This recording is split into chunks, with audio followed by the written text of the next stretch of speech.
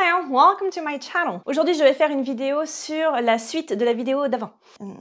Donc, sur be plus ing. Alors, be plus ing, c'est quoi en anglais? C'est pas un temps, c'est une forme. Tada! Par contre, ce qui devient un temps, c'est présent en be plus ing, qu'on appelle le présent continu, qu'on appelait naguère, d'antan, jadis, le présent progressif.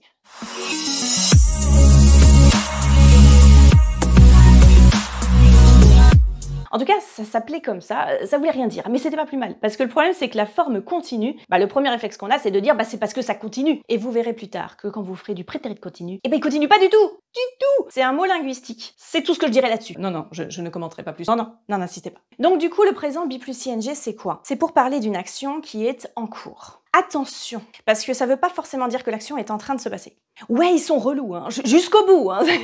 Une action en cours, je vous prends un exemple tout simple, et après on fait des phrases en anglais. Oui, parce que je préfère expliquer quand même un petit peu comme ça en français. Vous êtes à une soirée, on vous propose un verre, vous dites OK. On vous propose un deuxième verre, vous dites non! Parce que ce soir, je conduis. Est-ce que vous êtes en train de conduire au moment où vous le dites? Non! Et en anglais non plus. On mettra quand même ce be plus ing parce que c'est pas en général. Si vous regardez la vidéo d'avant, qui était sur le présent simple, qui exprimait du coup une habitude, un fait, une généralité, là c'est pas ça. C'est ce soir. Ce soir je conduis. Ce soir je suis Sam. On va conjuguer being au présent. On va mettre ing au verbe et ça donne, par exemple, I am working, je suis en train de travailler. I am talking to you. Je suis en train de vous parler. You are listening to me. Vous êtes en train de m'écouter. Vous êtes en train de zapper? C'est vrai que la traduction de en train de est super pratique. Il n'y a pas de on the train. Ah non. C'est déjà dans le be plus ing. Si je vous dis par exemple, it is raining.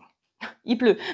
Non, j'ai envie de le dire mélodramatique. Là, je sais pas, je suis partie. Il fait super chaud. Là, je sais pas combien il fait dans ma véranda, mais à l'extérieur, il fait 40, c'est la canicule. Et puis, du coup, dans ma véranda, il fait autant qu'à l'extérieur. Mais en pire.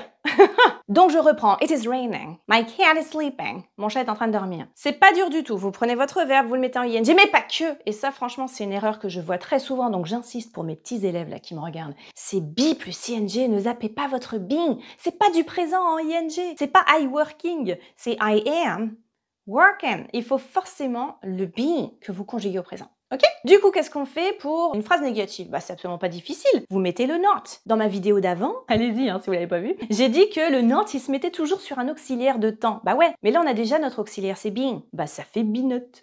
Be not. Mais du coup, il faut le conjuguer, évidemment. Donc, I am not eating, je ne suis pas en train de manger. He isn't having a shower, il n'est pas en train de prendre une douche. The cat isn't playing, il n'est pas en train de jouer. Vous avez déjà votre being, c'est votre auxiliaire, et du coup, vous mettez la négation dessus. Qu'en est-il des questions? WH, auxiliaire, sujet et verbe. WH, vous savez, tous les what, when, where, why, je sais bien. Attends, what, why, how, where, when, which, who et how. Ça, c'est les WH. Ils sont pas obligatoires dans une question. Il y a plein de questions où il y en a pas, notamment les questions en est-ce que. Alors attention, parce que ça, c'est une faute que j'entends souvent aussi. Mais c'est pas grave, les fautes, c'est grâce à elles qu'on évolue. Maintenant, faut essayer d'en faire de moins en moins quand même. Et du coup, si vous dites est-ce que tu fais ci, est-ce que tu aimes ça, il y aura pas de WH. C'est notre façon à nous, Français, de faire une question. Eux, ils auront l'ordre des mots. Tout bonnement. Donc c'est pour ça que des fois, il y a des questions qui commencent par l'auxiliaire. Are you sleeping? Tu dors?